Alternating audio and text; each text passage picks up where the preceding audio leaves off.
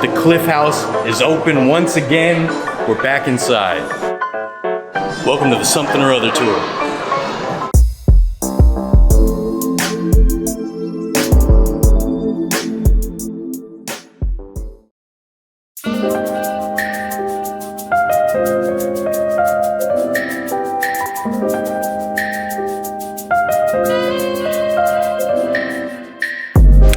Welcome to the Something or Other tour. We're at the old Cliff House in San Francisco. This building's been through multiple iterations, and currently it's mostly closed. During the pandemic, the lease ended for the restaurant that was here, and the National Park Service owns the building. So the old Cliff House sign is missing, but we're lucky enough that an organization set up this temporary museum in here, the Museum at the Cliff. This museum will show us the history of the Cliff House and the surrounding areas. I've been planning a bunch of videos here. There's Sutro Baths ruins, old Playland-At-The-Beach stuff, and all the old Cliff House stuff. It's an amazing area, one of my favorite areas of San Francisco. And I got the boy himself, Jet, with me. Once again, I've returned. The Cliff House has had many eras, and hopefully soon it enters a new one. Cliff House. Over there are the ruins of Sutro Baths. Seal rocks are down here. It's just so cool how this building just kind of sits precariously on this cliff right up the road from Ocean Beach. The first version of the Cliff House opened in 1863, and it's been perched here overlooking the Pacific Ocean on these rocks ever since. This exhibit is curated by a local nonprofit called the Western Neighborhoods Project. The first section of the museum will get you up to speed on a brief history of the area. It talks about Adolph Sutro, who built the Sutro Baths in Sutro Heights, and this room is filled with artifacts from the time, including the rentable Sutro Baths swimsuit made of itchy and stretchy wool, attraction entry tickets, and urns and decorations from Sutro Heights, which was Adolph Sutro's estate grounds which he opened to the public. There's even some morbid items like this chunk of a cemetery headstone and a stuffed monkey which is part of a taxidermy exhibit.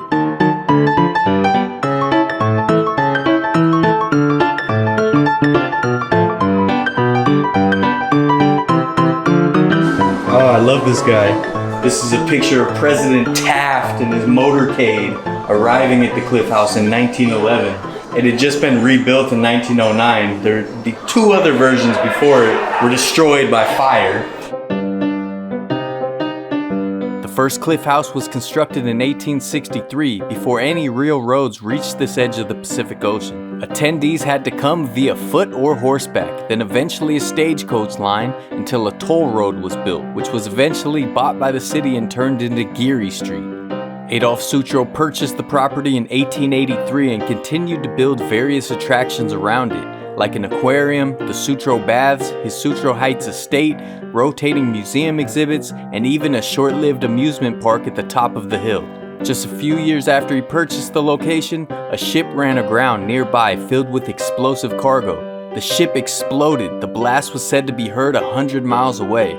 It badly damaged the Cliff House up above, though it survived a bit longer until burning down Christmas night 1894. Sutro rebuilt the second Cliff House in 1896, which became the most extravagant of all the various Cliff House designs. It was a 7-story Victorian chateau that some began calling the Gingerbread Palace for its storybook appearance. It survived the 1906 earthquake, but then in 1907, you guessed it, it was destroyed by a fire. The third and final Cliff House was opened in 1909, and since its inception has changed appearance multiple times, finally being restored to its original neoclassical look in the early 2000s. So the organization, they preserved these muses from the Cliff House restaurant before it moved out. These were originally on display in the Sutro Baths. So luckily they bought a lot of this stuff at auction to save it so it didn't just go to private collections and disappear forever. So I'm super excited that they were saved. Through most of its 157-year history, the Cliff House was a restaurant. So you could dine here and get a view of the Pacific Ocean and Seal Rocks over there. And this view out here looked out the Sutro Baths. Sutro Baths burned down at one point and the ruins have been sitting there ever since. This was a very notable event when the SS Ohioan got stranded right off the rocks out there. And they just left it out there, and eventually just over the years it fell apart and just disappeared into the ocean. everyone knows San Francisco is very foggy. So back in the day, before a lot of the technology we have now, it wasn't uncommon for ships to just hit the rocks trying to enter the bay or go up and down the coast. I mean, are we talking full-blown cliff house here? Since it was a restaurant, you can imagine a lot of important events happened here, and people that graduated, people that came back from war, and they have these plates set up to show some of these notable events that people would come here to celebrate. And you got these maitre d' bids right here, signed by local and international celebrities that would visit. This side is the 1909 building, and then this was an early 2000s add-on. So this section, the architecture is supposed to sort of look like the old Sutro bathhouses. Got the arched roof, you got the tiles on the wall, big windows. It looks a lot like the Sutro bathhouses. It's so cool. Sutro Baths was a big giant public pool. They had events, they had sports, they had recreation. Sutro Baths sat right in Naiad Cove. Now that's an event for me. They just threw $20 in gold into the tank and you had to dive for it. Now that sounds fun, right? Yeah, sounds like a time. Or riding the barrel. They have some old lockers from the Sutro Baths. Getting ready to take a dip or what? You know it. I will do a full episode on the Sutro Baths and some of the tunnels over there eventually. It's a really fun, cool hike. There's tons of people down there right now. This area is one of the premier recreational areas of San Francisco. You had so many attractions in this really cool place, right on the edge of the city, up against the Pacific Ocean. You got Seal Rocks, at Point Lobos, Ocean Beach. It's all beautiful. Today, not so much, but a lot of times it's just a gorgeous, gorgeous area. So you had the Sutro Baths, you had Playland, you had the Cliff House. Before Playland, you had shoots at the beach. The Sunset used to be basically just sand dunes, and way out on the edge here, they started building attractions and it drew the people. Past the Sutro Baths, if you go around this corner, you'll get to the Golden Gate Bridge. So many celebrations and family events and good times had here. So you exit the newer Sutro Baths side, go into the historic 1909 side. This building dates back to 1909, and the one right before that, that was my favorite cliff house. It was just insane. Got the old bar area. They set up each part of this museum for each of the attractions in this area. So this is the Great Highway. And then back there we got Playland. Oh, this is so cool. Look at the old bar, huh? Give me a sarsaparilla, Joe.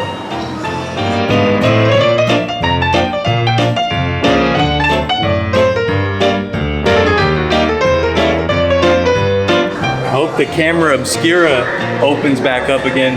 This south corner had an amazing view of Ocean Beach, and then right there was Playland. Now it's a bunch of condos and a Safeway and things like that.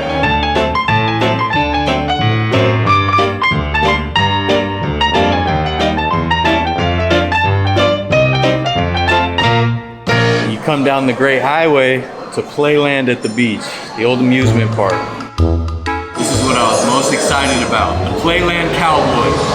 The cowboy used to actually move. It was animatronic, and for years and years it sat in the lobby of the Cliff House. When the Cliff House shut down in 2020, I was so sad that the cowboy disappeared, but luckily they saved it. And there's a conservation effort, so they're trying to repair it and restore it, and they have hopes of maybe getting it to move again. It's missing one of its 6 shooters, so apparently they're trying to 3D print one to replace it in his empty hand. If you look close, you can still see some of the mechanics. This just tickles me pink. George K. Whitney Jr., part of the Whitney family that ran Playland, worked for Walt Disney, and he was Disneyland employee number 7. In 1954, he went down to Anaheim and helped with construction of the park. And he learned a bunch of tricks working on Frontierland at Disneyland. So he took that experience back to San Francisco, and he opened up a brand new Wild West themed area of Playland called Frontier Town. He also oversaw construction of Frontier Village, another amusement park in San Jose that my mom and my aunts got to go to a lot. It was before my time, unfortunately. I do have a Frontier Village shirt. This figure used to actually have a badge, and his name was Sheriff See You Soon, and he was perched on top of one of these Wild West buildings in the newly themed area, welcoming guests to Frontier Town. this cowboy has some connections to Disneyland and Frontier Village. It's hard to put into words how much I love this stupid cowboy. I really hope they can get it to move again someday. Get the other 6-shooter in its hands. Playland-At-The-Beach was actually where they invented the It's It ice cream sandwich. And you can see the Whitney Brothers who started Playland, they had signs that say, "This is it. You're here, you arrived. This is where the fun is." And that's where the It's It came from. Also, they had Yum Yum candies. You ready to say hi to our good friend Laughing Sal? Yep, our good friend.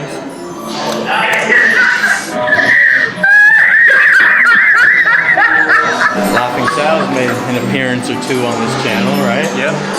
Me and the kid here did a video at Playland-At-The-Beach, the museum dedicated to Playland. One of your favorite episodes for sure, right? Yes, that's very fun. You talk highly of that one. I loved it too. Great, great time. Unfortunately, that place closed down, but we preserved it forever in video format. When Playland closed in 1972, a collection of arcades and Nickelodeons was brought to the basement of the Cliff House and opened to the public as a new attraction called Musée Mécanique.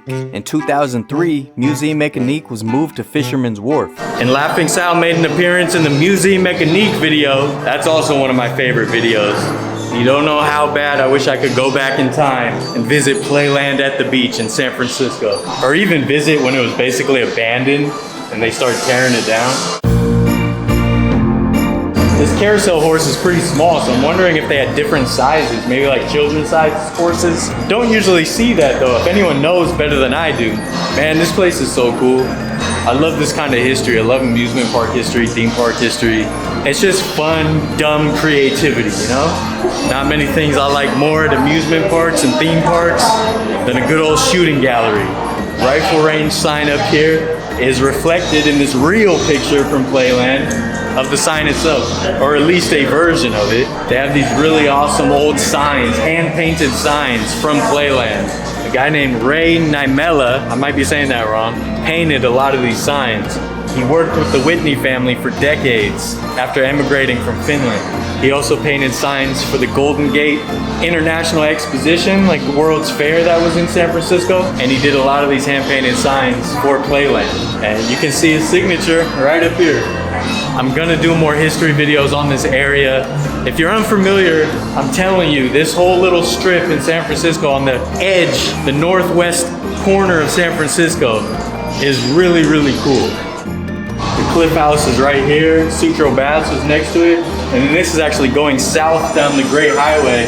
And Playland was right there. Ocean Beach is right here. And there used to be an old fishing pier. I didn't know about that. One of the docents just told me about that.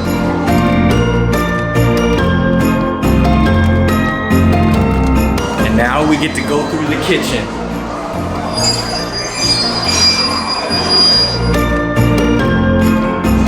Oh, wow.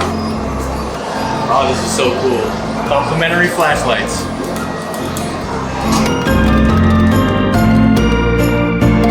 This kitchen prepared food for generations and generations of San Franciscans, tourists, dignitaries. So many notable, famous people came here as well. When the first Cliff House was lost to fire, they said that they lost a guest book that had the signatures of at least 3 U.S. presidents.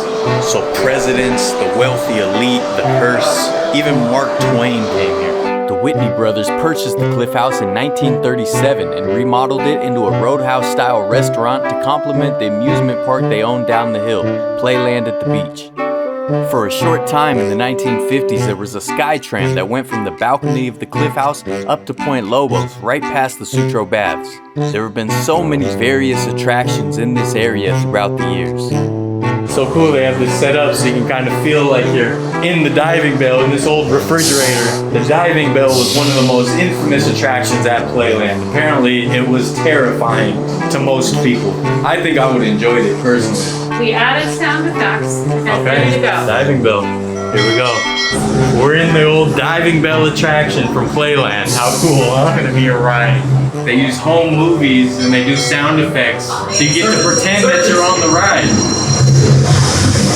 And we go.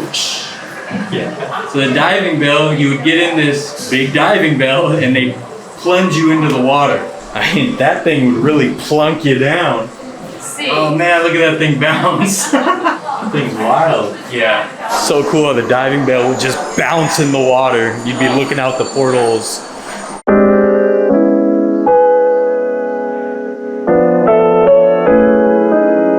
The bear used to be right here and you could see it through the windows, so I was bummed out and scared. I thought it disappeared forever. And the Playland cowboy was right here. I used to come by and look through these windows all the time. Thumbs up or what? There's people fishing out on the rocks. This side of the building is the newer part that they built in like the early 2000s. I wish I could go back in time and see the old Cliff House. From here you can see how the new building connects with the old one. Camera Obscura is opening up just for us.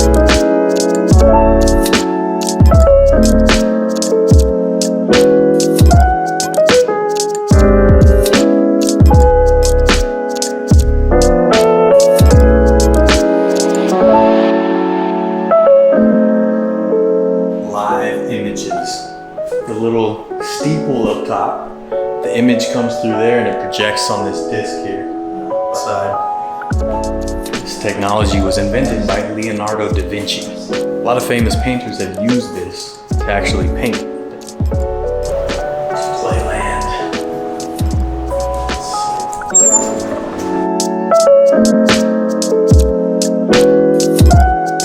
150 years of people came here from far and wide. Multiple generations of families, grandparents took their grandchildren. Those grandchildren grew up to bring their grandchildren. Locals, tourists, VIP guests, celebrations and events. The Cliff House has been a staple of San Francisco culture since nearly the inception of the city as we know it. That's it. The museum at the cliff here at the world famous Cliff House in San Francisco, California, right on the Pacific Ocean. I'm hoping someday it reopens as a restaurant or some sort of permanent exhibit. I'll take the museum at the cliff permanently. If you have any memories at Playland or Sutro Baths, the Cliff House, anything like that, please leave a comment. Tell me what your experience was like.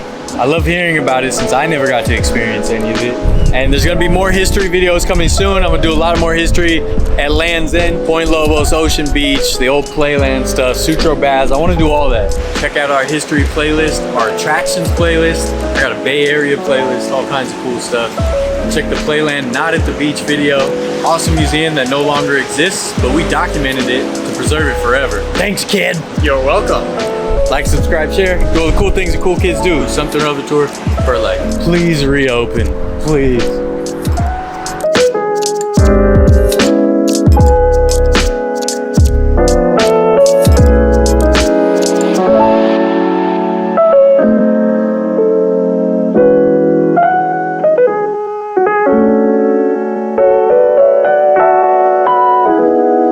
I appreciate everybody involved in this. This is really cool. Loved it. All the docents were awesome. They were totally open to me filming and stuff, which is great.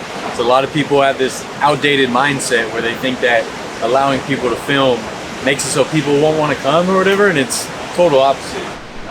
You know, we're here.